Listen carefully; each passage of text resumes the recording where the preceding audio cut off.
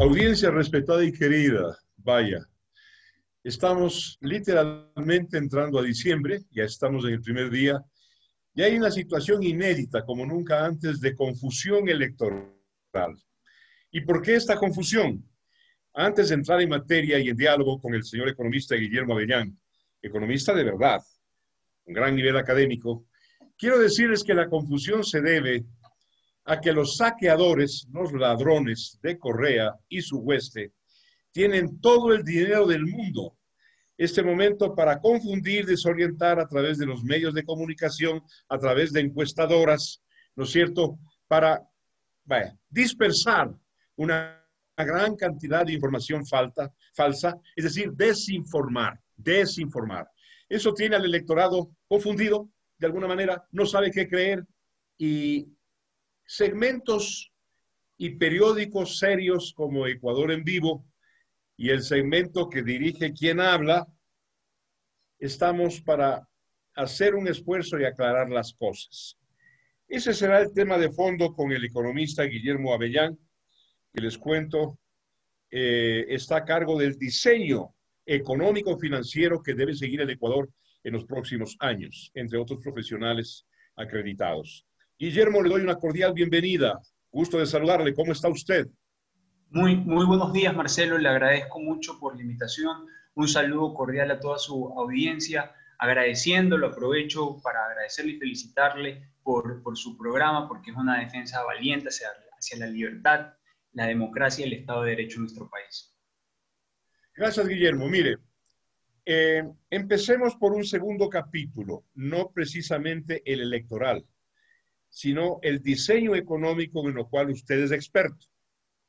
El señor Arauz y un grupúsculo de pequeños asesores de él, un grupo se llama Observatorio de la Dolarización y el otro grupo se ha dado el llamar de economistas heterodoxos.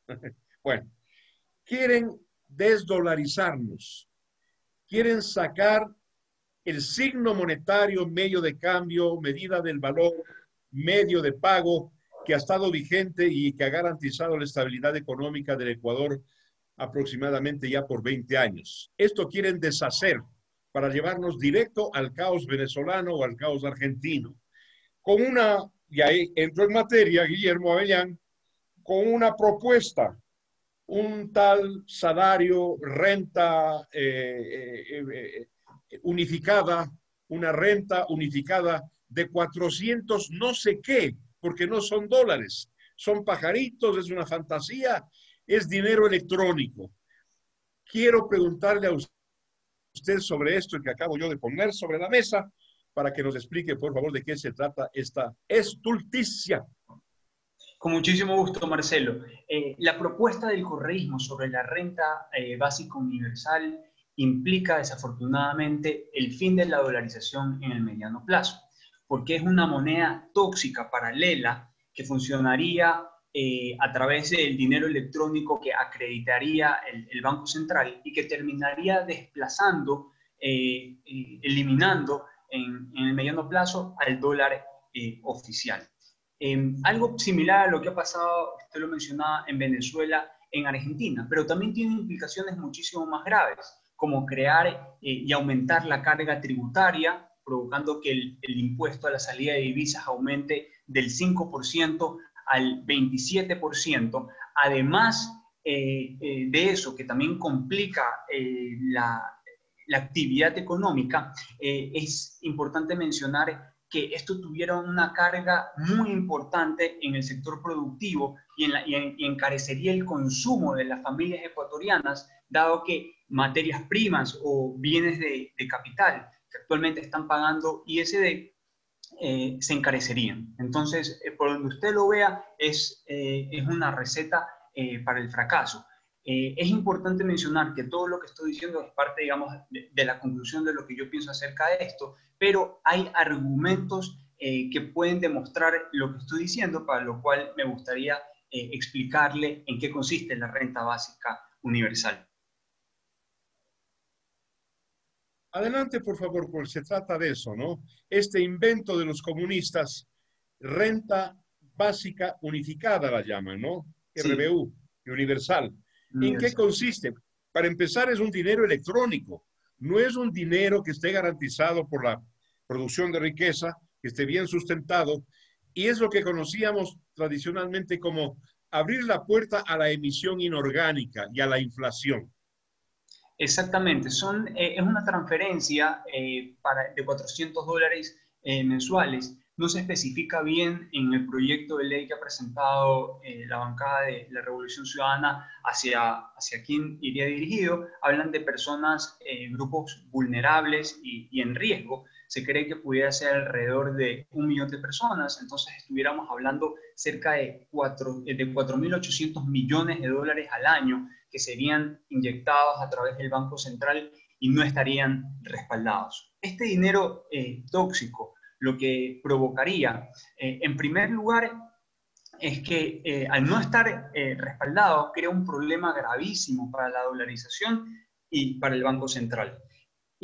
Pero el primer problema que provoca es que este dinero no necesariamente va a ser aceptado y el valor de una moneda depende de su demanda y también de su nivel de aceptación. Entonces, este dinero no se puede convertir en efectivo, es decir, en dinero físico.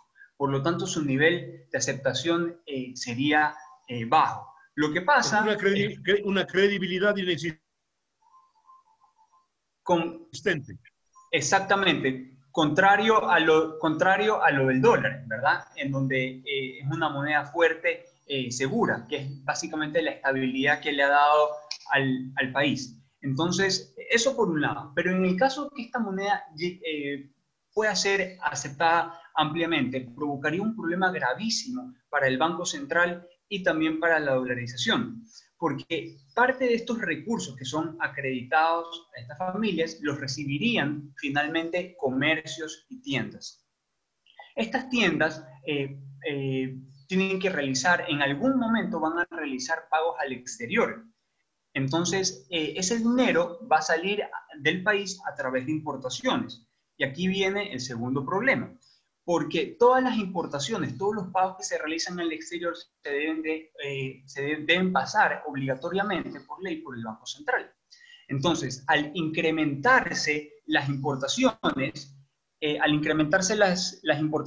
Banco Central no tuviera recursos para poder cubrir esos pagos al exterior. Y los pocos dólares que el Banco Central tiene actualmente en la Reserva Internacional comenzarían a bajar.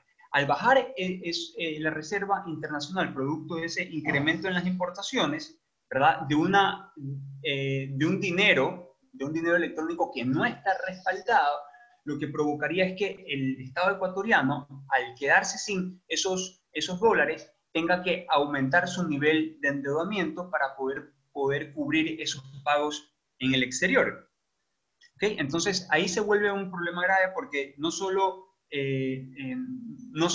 sería un dinero electrónico que no sería rápidamente transformable a efectivo, pero también provocaría una disminución de las reservas internacionales en el país, provocando un endeudamiento agresivo por parte del Estado ecuatoriano. Ahora, muy claramente explicado, Guillermo. La preocupación subsecuente o paralela a la que usted claramente explica es que, claro, con una moneda de pago, con un medio de pago tan inseguro, tan provocador de deuda, lo que va a bajar es la importación de materia prima. Y eso significa que va a bajar la producción nacional. Y eso significa que a la larga, porque esto ya se experimentó en Venezuela, vamos a tener las estanterías, las tiendas vacías, desprovistas de productos y de bienes de primera necesidad. Ese es el gran riesgo tal como yo lo veo. Dígame usted si estoy en lo cierto.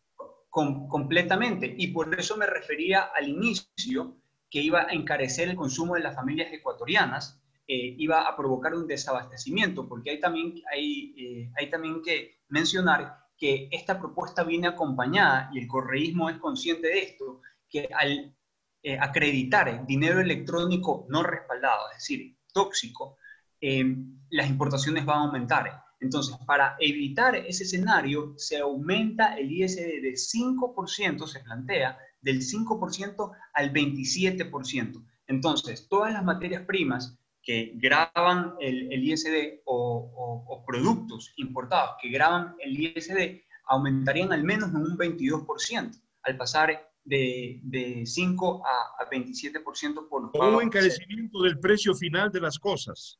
Completamente. Y hay que añadir que no felices con el ISD plantean una cuota o límite en las importaciones, que eso ya generaría un desabastecimiento. No solo que encarece las importaciones, sino que dicen, se puede establecer un límite, decir, hasta aquí se importa de este producto, lo cual sería gravísimo porque generaría un encarecimiento de los productos importados, que dicho sea de paso, son necesarios para la producción local y también para poder exportar. Un concepto básico de economía es... Guillermo, quiero preguntarle otro evento. Sí, claro. A propósito de esto, usted lo explica muy didácticamente, pero a propósito de esta elevación, cuando la tendencia debiera ser a bajar el impuesto a la circulación de capitales, que tenía un 1 o 2% máximo y ha subido al 5% de una forma realmente irracional. Hoy propone el señor Arauz y su grupo subir al 27%. ¿Qué va a pasar entonces con la inversión extranjera directa? ¿Qué va a pasar con el crecimiento? ¿Qué va a pasar con el Producto Interno Bruto? Con este encarecimiento del impuesto del 5 al 27, Guillermo. Sí, mire, es un grave error. Es una receta literalmente para el fracaso, es no comprender cómo funciona la dolarización. Si estas medidas serían tan importantes o tan beneficiosas, ¿por qué no se han aplicado todavía en países dolarizados como El Salvador o en Panamá, que tiene muchísimo más tiempo en dolarización que el Estado ecuatoriano? Eso por un lado. En segundo, segundo punto es que esto aquí ya se aplicó durante el 2015 y 2016, que fue justamente cuando el gobierno subió aranceles y inyectó a través del Banco Central, le prestó dinero al Ministerio de Economía y Finanzas. Ese dinero no respaldado promovió las importaciones y el gobierno no tenía cómo hacer frente para cubrir esos pagos en el exterior, provocando un mayor endeudamiento. Esto definitivamente significa satanizar las importaciones, lo cual no tiene ningún sentido, porque para poder producir localmente y para poder exportar se necesita importar, como usted bien menciona, a precios competitivos. Y para eso los países que han tenido éxito en la región, como Perú, como Chile, como Panamá, han disminuido sus aranceles para poder importar materias primas, bienes de capital, productos intermedios a precios más competitivos, a precios más bajos, para promover la competencia y la producción local, que después se pueda convertir en mayores exportaciones y empleos adecuados para el país con seguridad social. Economista Guillermo Avellán, usted es economista y el tema que le voy a plantear a continuación tiene que ver con la ciudadanía, tiene que ver con la preocupación de todos y también de usted. Déjeme ponerle una premisa. Dije al principio yo, antes de iniciar el diálogo con Guillermo Avellán, que el electorado estaba confundido por una desinformación en materia de encuestas, en materia de medios de comunicación, que parecieran estar cooptados por el dinero sucio del correísmo. Quiero decirle algo, yo tengo especial respeto por Jaime Durán Barba, usted debe conocerlo. Es uno de los expertos en mecánica política más reconocidos del continente. Sin embargo, me preocupó que hace más o menos un mes y medio o algo de eso, Jaime Durán Barba, que vive entre Quito y Buenos Aires, dijera o dijese que le había aconsejado a Lenín Moreno no perseguir a Rafaelito Correa, no apresarlo, porque lo iba a convertir en héroe. Y en efecto, palabras de Jaime Durán, le ha convertido en un perseguido y en una figura central. Me sorprendió, realmente, porque no se puede dejar de perseguir a un delincuente, a un ladrón. Me sorprendió la postura de este respetabilísimo hombre, Jaime Durán Barbo, y a renglón seguido Hace 2 días aparece una encuesta de informe confidencial. Informe confidencial es de propiedad de Jaime Durán Barba, donde, perdónenme que no pueda reprimir una carcajada, donde aparece Arauz con 23% y Lazo con 17%. Le pido, Guillermo, enlazar lo que dijo Durán Barba y la encuesta de informe confidencial. Para mí hay un vínculo, hay un cordón umbilical visible. Sí, mire, las encuestas, digamos, pueden variar significativamente sus resultados, me refiero, dependiendo de quién las haga. Existe en ciertos casos, no en todos, poca imparcialidad y muchísima parcialidad en los resultados. Yo creo que todavía es temprano para hablar de encuestas. Me parece que ya en diciembre se van a publicar nuevas encuestas en donde ya se presenta los candidatos que van a aparecer en la papeleta. Todavía hay que mencionar, hay un segmento de indecisos del electorado que hay que estar muy atentos a eso de ahí. Acerca de la persecución de Rafael Correa, a mí personalmente no me gusta el ajedrez político. Yo fui formado por los jesuitas y en política, en servicio público, lo que aprendí en la universidad, lo que aprendí por mis mentores es siempre hacer lo correcto, no lo que es políticamente correcto. Entonces, la verdad, si eso le da popularidad a Correa o no, creo que es secundario. Yo creo que el pueblo ecuatoriano está compuesto por hombres y mujeres muy inteligentes. Hemos aprendido de los errores que se han cometido en el pasado. Creo que el electorado ha madurado y debe ser consciente de los problemas gravísimos que se están presentando tanto en Argentina como en Venezuela. En Venezuela es literalmente, no se puede hablar de una crisis económico-política, es una crisis humanitaria lo que se está viendo. Casi 5 millones de personas que han salido de su país como refugiados, en muchos casos se encuentran en su mayoría distribuidos en países de la región, personas que no tienen literalmente para comer. Podemos ver cómo el salario básico en Venezuela pasó de más de $400 al inicio de los años del chavismo a 72 centavos. Es el salario básico integral, 72 centavos, que cubre menos del 1% de la canasta básica de los venezolanos. Existe desabastecimiento en los supermercados. De cada 10 medicamentos que quiere encontrar un venezolano, encuentra menos de 2 medicamentos. Entonces, yo creo que eso no es lo que quiere los ecuatorianos aquí, sin importar clase social, recursos económicos que se tenga. Simplemente ese es un modelo, una receta para el fracaso. Y bien decían muchas personas desde chiquito, dime con quién andas y te diré quién eres. Entonces, creo que estar muy cerca del régimen venezolano y seguir esas políticas son un grave error y no tuvieran ningún buen resultado para nuestro país. Señor economista Guillermo Avellán, Guillermo, quiero hacerle una última pregunta que tiene ya que ver con la sociedad, con la ciudadanía. Y ojalá que la ciudadanía pues abra bien sus ojos con estas propuestas comunistas del señor Arauz, de la Jorga de Correa. Lo que vamos es a la hambruna, a la hambruna. Y la hambruna tiene un prefijo o tiene una premisa. Son los precios, es la inflación. Por favor, explíquenle en términos lo más didácticos posibles a nuestra audiencia lo que puede pasar con la elevación de los precios, ¿no es cierto? Y con la inflación.